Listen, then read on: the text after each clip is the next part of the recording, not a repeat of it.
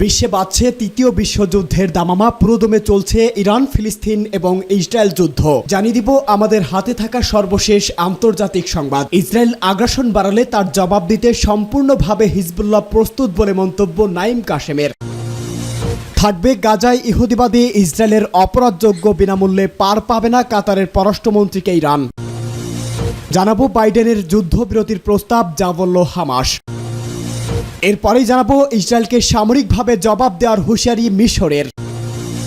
এবং সর্বশেষ জানিয়ে দিব পশ্চিমাদের সঙ্গে রাশিয়ার সর্বাত্মক যুদ্ধ শুরু হতে পারে। আর এই অবস্থায় পশ্চিমাদের কেউ যদি এটা ভাবে যে রাশিয়া কৌশলগত পরমাণু অস্ত্র ব্যবহার করবে না, তাহলে সেটা হবে মারাত্মক ভুল। ভয় দেখানোর জন্য নয়, ধাপ্পাবাজিও নয় বলে কঠিন হুঁশিয়ারি দেন মেদভেদেভ।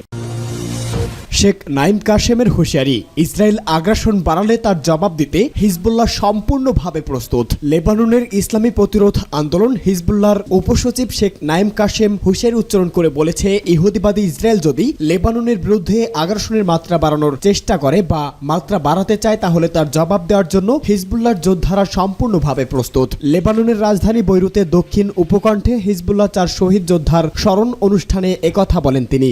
হিজবুল্লাহর এ নেতা বলেন, দখলদার ইসরায়েল গত 8 মাসে লেবাননের যুদ্ধের পরিধি বাড়ানো যে হুমকি দিয়েছে তা কার্যকর করেনি। তবে হিজবুল্লাহ এমন পরিস্থিতির জন্য নিজেকে সম্পূর্ণভাবে প্রস্তুত করে রেখেছে এবং আগ্রাসনের কঠোর জবাব দিতে প্রস্তুত। শেখ নাঈম কাশেম বলেন, গাজার সমর্থনে হিজবুল্লাহর যোদ্ধারা যে লড়াই করছে, কোনো কিছুই তা থেকে এই সংগঠনকে বিরত রাখতে পারবে না। গাজায় যখন সম্পূর্ণভাবে যুদ্ধ বন্ধ হবে, শুধুমাত্র তখনই হিজবুল্লাহ তাদের হামলা বন্ধ করবে। শেখ নাঈম কাশেম বলেন, ইসরায়েল রাফা শহরে আগ্রাসন চালিয়ে এখন পর্যন্ত কোনো লক্ষ্য অর্জন করতে পারেনি এবং তারা গাজায় প্রতিরোধকামী যোদ্ধাদের নির্মূল করার লক্ষ্য অর্জন করতে পারবে না। গাজায় ইহুদিবাদী ইসরায়েলের অপরাধযোগ্য বিনামূল্যে পার পাবে না। ইসলামী প্রজাতন্ত্র ইরানের ভারপ্রাপ্ত পররাষ্ট্রমন্ত্রী আলী বাকিরি কানি বলেছে, ফিলিস্তিনের অবরুদ্ধ গাজা উপত্যকায় ইহুদিবাদী ইসরায়েল যে বর্বর আগ্রাসন ও অপরাধযোগ্য চালাচ্ছে তা বিনামূল্যে পার পাবে না। এজন্য তাদেরকে অবশ্যই মূল্য দিতে হবে এবং চড়া মূল্য দিতে হবে। ইসরায়েল গাজা উপত্যকার রাফা শহরে যে অপরাধযোগ্য চালাচ্ছে তা নিয়েও ইরান ও কাতারের পররাষ্ট্রমন্ত্রীর আলোচনা হয়। এ সময় আলী বাকিরি কানি বলেন, ইহুদিবাদীদের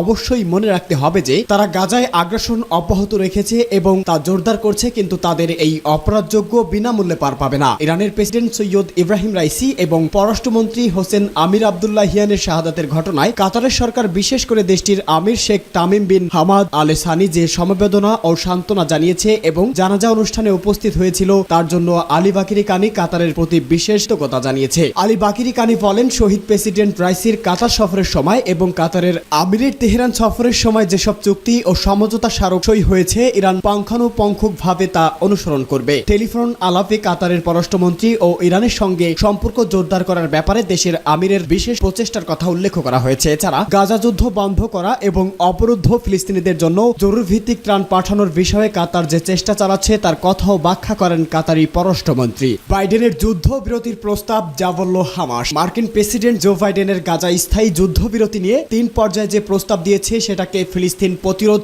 আন্দোলন হামাস ইতিবাচক বলে দেখছে। হামাস এক বিবৃতিতে জানিয়েছে, হামাস স্থায়ী যুদ্ধবিরতি এবং গাজা থেকে ইসরায়েলি বাহিনীর পূর্ণ প্রত্যাহার, বস্ত্রচ্যুত লোকদের তাদের বাড়ি ঘরে ফেরা, সত্যিকারে বন্দি বিনিময়ের যে কোনো প্রস্তাবকে ইতিবাচক ও গঠনমূলকভাবে দেখতে প্রস্তুত। হামাস জানায়, বাইডেনের স্থায়ী যুদ্ধবিরতির আহ্বান হলো আমাদের জনগণের সংগ্রামের কিংবদন্তিমূলক দৃঢ়তা এবং তাদের সতর্ক প্রতিরোধের ফল। হামাসের এই মন্তব্য সংশ্লিষ্টদের মনে স্থায়ী এবং স্বস্তি এনে দিয়েছে। হামাস এতদিন অভিযোগ করে আসছিল যে যুক্তরাষ্ট্র খোলামেলাভাবে ইসরায়েলের পক্ষ নিয়ে যুদ্ধবিরতিতে বাধা দিয়ে আসছে। যুদ্ধবিরতিতে মধ্য অবস্থাতার কাজে জড়িত এক ফিলিস্তিনি কর্মকর্তা রয়টার্সকে বলেছে, হামাস এখন দেখছে যে ভিন্ন মনোভাব নিয়ে আলোচনা ফেরার জন্য ইসরায়েলের উপর চাপ দেওয়ার দিকে মনোযোগ দিচ্ছে যুক্তরাষ্ট্র। তারা ইসরায়েলকে বার্তা দিচ্ছে যে যুদ্ধবিরতি মেনে না নিলে তারা আমেরিকার সাথে সংঘাতে জড়ানো ঝুঁকিতে পড়তে পারে। মার্কিন এক কর্মকর্তার পরিচয় প্রকাশ না করার শর্তে বলেছে যুদ্ধবিরতির প্রস্তাব 4.5 পৃষ্ঠার। এতে যুদ্ধবিরতি শর্তগুলো বিস্তারিতভাবে দেওয়া আছে।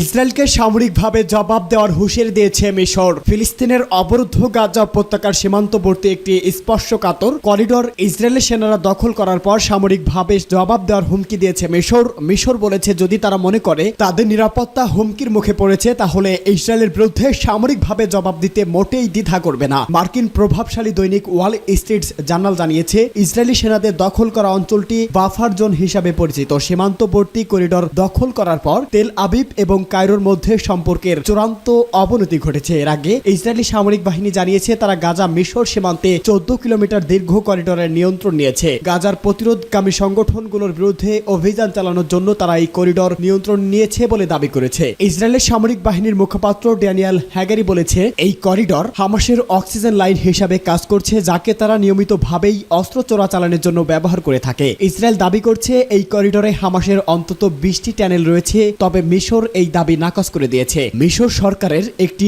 উচ্চ পর্যায়ের সূত্র থেকে বলা হয়েছে ফিলিস্তিনের রাফা শহরে ইহুদিবাদী ইসরায়েলের আগ্রাসন অব্যাহত রাখা, যৌক্তিকতা প্রমাণ এবং যুদ্ধকে রাজনৈতিক উদ্দেশ্যে ব্যবহার করার জন্য ইসরায়েল এই অজুহাত তুলে ধরেছে। পশ্চিমাদের সঙ্গে রাশিয়ার সর্বাত্মক যুদ্ধ শুরু হয়ে যেতে পারে বলে মন্তব্য মেদভেদেভের। রাশিয়ার সাবেক প্রেসিডেন্ট এবং দেশটির জাতীয় নিরাপত্তা পরিষদের বর্তমান উপপ্রধান দিমিত্রি মেদভেদেভ বলেছে ইউক্রেন ইস্যুতে পশ্চিমাদের সঙ্গে রাশিয়ার সর্বাত্মক যুদ্ধ শুরু হয়ে যেতে পারে। তিনি বলেছেন ইউক্রেন যুদ্ধে রাশিয়ার পক্ষ থেকে কৌশলগত পরমাণু অস্ত্র ব্যবহারের সম্ভাবনা নিয়ে যে কথা বলা হয়েছে তা মোটেই কথার কথা নয়। বার্তা সংস্থা রয়টার্স জানিয়েছে রাশিয়ার ভিতরে বিভিন্ন লক্ষ্যবস্তুতে হামলার জন্য আমেরিকা ও জার্মানি অস্ত্র ব্যবহারের ব্যাপারে ইউক্রেনকে অনুমতি দেওয়ার পর মেদভেদেভ এই হুঁশিয়ারি উচ্চারণ করেছে। তিনি বলেছে পশ্চিমাদের সরবরাহ করা যে সমস্ত দীর্ঘ পাল্লার অস্ত্র ইউক্রেন ব্যবহার করছে রাশিয়া মনে করে তা ন্যাটো সামরিক জোটভুক্ত দেশগুলোর সেনারাই নিয়ন্ত্রণ করছে, যেটা কোনোভাবেই সামরিক সহযোগিতা নয় বরং আমাদের বিরুদ্ধে তাদের যুদ্ধ